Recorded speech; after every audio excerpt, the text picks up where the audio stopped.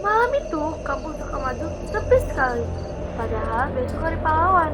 Tapi entah kenapa bendera di lapangan desa tiba-tiba bergerak sendiri. Siapa yang menaiki bendera itu tengah malam?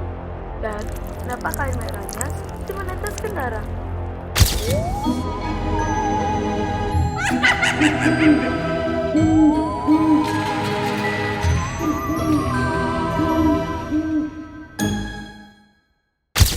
Halo teman-teman, ketemu lagi sama aku di channel Radian. Raffi umurnya 11 tahun dan dia tinggal di kampung Sukamaju. Kampung yang katanya tenang tapi banyak misterinya. Besok adalah hari pahlawan. Jadi aku dan teman-temanku, Dika, Lia, dan si Usil Beni sedang sibuk menghias lapangan desa untuk upacara bendera. Kami pasang bendera merah putih di tiang besar dekat balai desa. Tapi karena aku paling tinggi di antara teman-teman, ya aku disuruh pasang. Waktu itu aku sombong banget. Lihat nih, gampang banget. Aku kayak pahlawan beneran. Padahal tiangnya tinggi dan miring. Dika udah bilang, Hati-hati Raf, nanti jatuh loh. Tapi aku malah tertawa. Ah, tenang aja. Aku ini Raffi si pemberani. semua lancar sampai tiba-tiba aku jatuh ke tumpukan karung tanah. Semua teman-teman panik. Tapi anehnya, aku nggak luka sama sekali. Cuman tanganku ada garisan merah, seperti bentuk garis bendera. Dan saat aku bangun, aku lihat sesuatu di tanah. Potongan kain kecil berwarna merah tapi terasa dingin sekali waktu kupegang. Malamnya aku nggak bisa tidur. Kupandangi potongan kain merah itu di meja belajarku. Kupikir hanya kain dekorasi biasa. Tapi waktu lampu kamar tiba-tiba redup, aku dengar suara langkah kaki dari luar jendela. Aku intip lewat tirai. Di luar ada sosok orang berdiri tegap. Dia pakai baju lusuh seperti tentara zaman dulu dan tangannya memegang bendera merah putih yang sobek di ujungnya. Kupikir aku mimpi, tapi waktu kupejamkan mata, tiba-tiba suara berat itu terdengar di telingaku. Bendera itu bukan mainan. Aku langsung menjerit, "Ibu!" Ibu datang, lampu dinyalakan, semua hilang. Gak ada siapa-siapa di luar, tapi di mejaku potongan kain merah itu berubah jadi utuh, seperti potongan dari bendera besar. Besoknya, aku cerita ke teman-teman. Tentu saja, si Bening tawain. "Hah, kamu mimpi kali, Raf. Kain merah jadi bendera, masa?" "Beneran, aku lihat sendiri." "Mungkin arwah pahlawan, Raf. Kan besok hari pahlawan." "Udah ah, jangan ngomongin aneh-aneh. Yuk kita latihan upacara aja." Akhirnya kami sepakat latihan. Tapi anehnya, waktu kami ke lapangan desa, bendera yang tadi sore belum sempat dinaikkan sudah berkibar sendiri. Dan di bawah tiang bendera itu ada bekas lumpur seperti tapak sepatu tentara. Kami semua diam. Angin berhenti. Bendera itu tetap berkibar, padahal udara benar-benar tenang. Lalu dari jauh terdengar suara langkah kaki. Seorang kakek berjalan pelan dari arah makam pahlawan di ujung lapangan. Dia membawa lentera kecil. Aku hampir teriak, tapi Lia menarik tanganku. "Raf, itu bukan Pak RT kan?" Aku nggak tahu, tapi dari seragamnya mirip seragam tentara tua, lengkap dengan topi lusuh dan sepatu bot tanah. Kakek itu berhenti di depan tiang bendera. Dia menatap ke atas, lalu menoleh ke arah kami. Matanya tajam, tapi wajahnya tenang. Lalu dengan suara dalam dan berat, dia berkata, Anak muda, siapa yang menaikkan bendera ini malam-malam begini? Kami semua saling memandang. Aku ingin menjawab, tapi suaraku nggak keluar. Akhirnya Benny, si paling nekat, nyeletuk. Bendera kan emang udah naik dari kemarin, kek. Hehehe. Kakek itu diam, lalu pelan-pelan dia tersenyum. Tapi senyumnya aneh, lebarnya gak wajar. Kalau begitu, siapa yang masang tali merah itu di tengah lapangan? Kami menoleh dan di tanah ada tali merah melingkar seperti garis bendera, membentuk lingkaran di sekitar kami.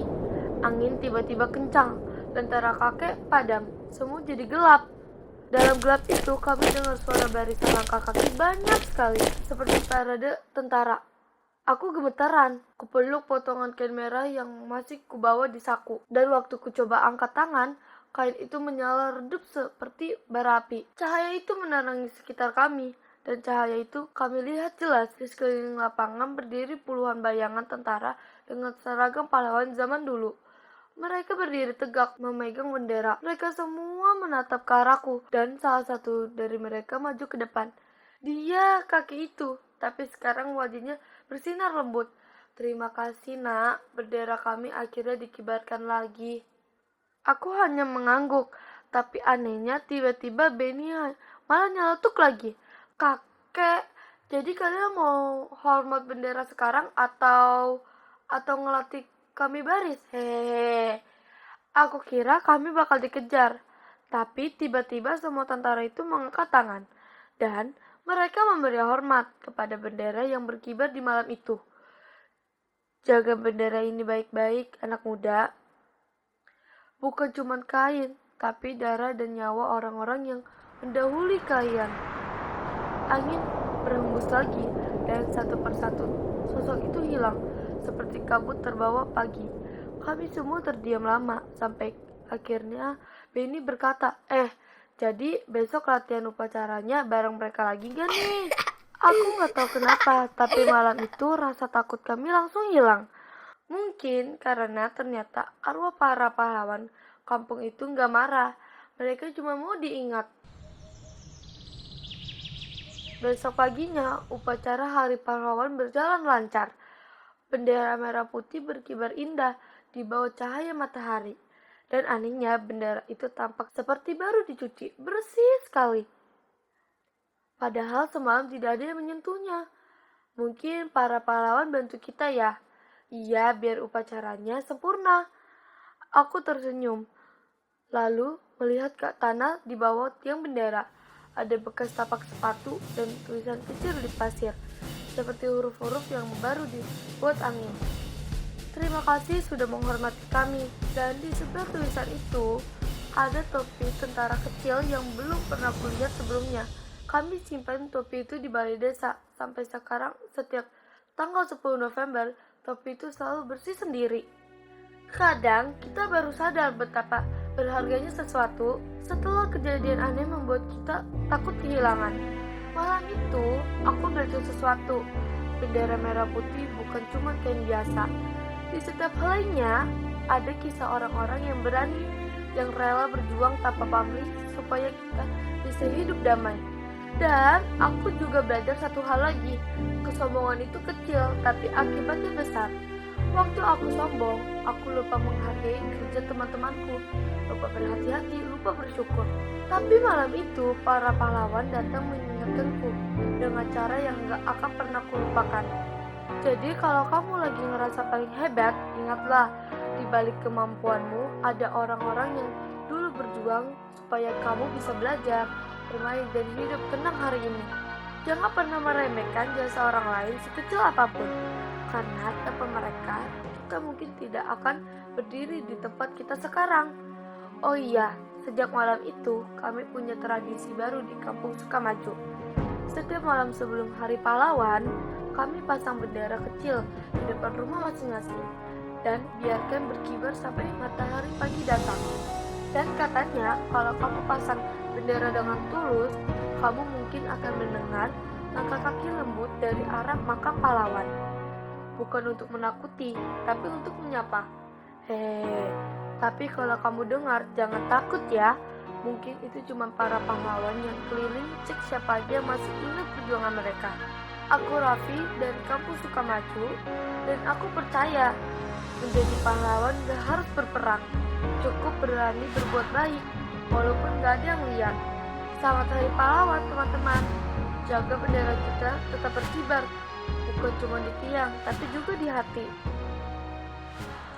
Sampai jumpa di cerita berikutnya, di mana misteri dan tawa selalu beriringan. Jangan lupa subscribe, like, dan share ya. Dadah!